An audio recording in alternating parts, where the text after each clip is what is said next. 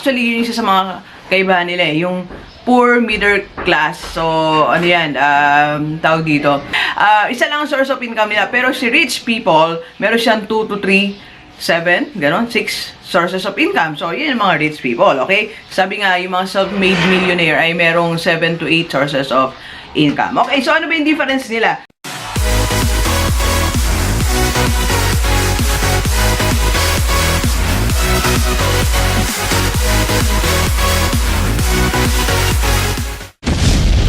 Alright, so positive day, Gilivers. This is Dr. Gigi, Sunga from My Change Project. Magandang Saturday morning sa lahat ng Gilivers natin.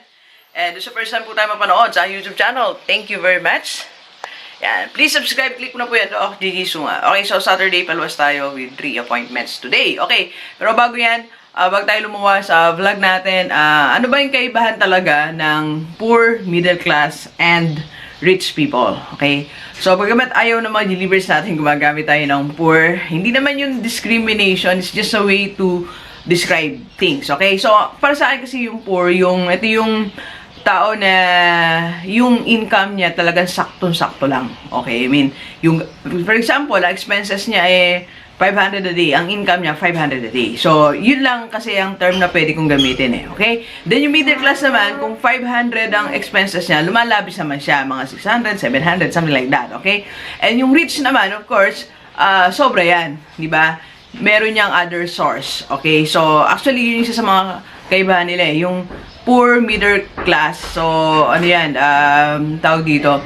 Isa lang ang source of income nila. Pero si rich people, meron siyang 2 to 3, 7, ganon, 6 sources of income. So, yun yung mga rich people, okay? Sabi nga, yung mga self-made millionaire ay merong 7 to 8 sources of income. Okay, so ano ba yung difference nila? So, number 1, okay, after work, ano bang ginagawa nila? Okay, so after work, eto ginagawa nila. Ang poor people after work, uwi ng bahay, tapos medyo shot ng konti ng beer.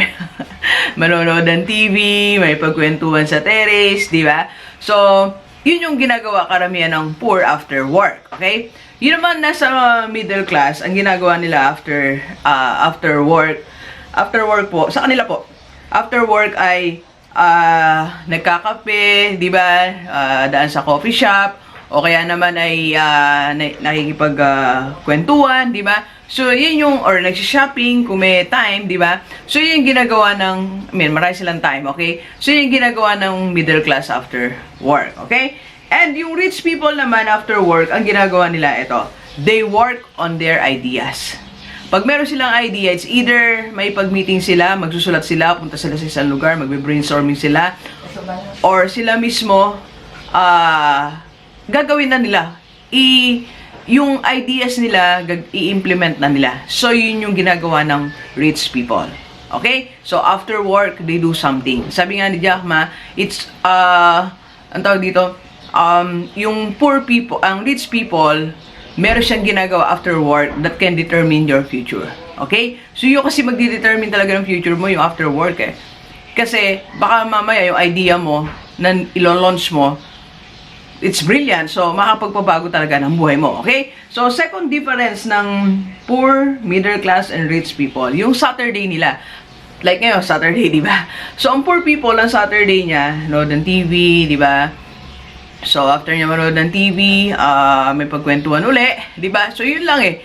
Attend ng, ng mga minsan birthday, may po, no? Birthday, something like that, okay? Si middle class naman, ang ginagawa niya every Saturday, nagsishopping yan. Di ba? Nood ng sine, so, basta lahat ng pwedeng puntahan na makapagpaligaya. Puntahan ng middle class, okay? Ang rich people naman, ang Saturday na ginagawa niya, nagne-network yan, nakipag-meeting, mata ng seminar, bibili ng mga books, di ba? Or nagpupunta sa mga golf, nagpupunta sa mga airsoft, yan, palapit kasi tayo magpunta dyan. Kasi, to meet other people, yun yung layunin niyan, yun yung target, yun yung objective, okay? Kasi yung networking, or yung paikipag-usap sa ibang tao, that will give you an opportunity for business collaboration, business ideas, na hindi naiisip ng mga poor and middle class, okay? So, delivers, simple lang napakasimpleng difference ng poor, middle class, and rich people. Marami pa silang differences, okay? Pero yan muna, mamaya pagbalik natin yung iba pa, okay? Kasi paalis na tayo, okay? So, nasaan ka ba? Nasa poor, middle class, or rich people?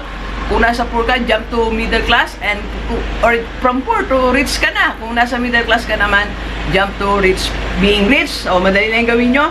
Okay? After work, i-launch your idea. Okay? And every Saturday, spend it learning, attending seminar, networking, and other things na dapat mo pang gawin to learn something, to hone your skills, and to have collaborations for business. Okay? Alright, so please share this video sa lahat ng mahibigan natin, kahit OFW o dito sa Pilipinas, para sama-sama tayong mabago, tumula dating buhay. Alright, so thank you very much, Delivers. Enjoy the rest of the day, and let's go, let's go.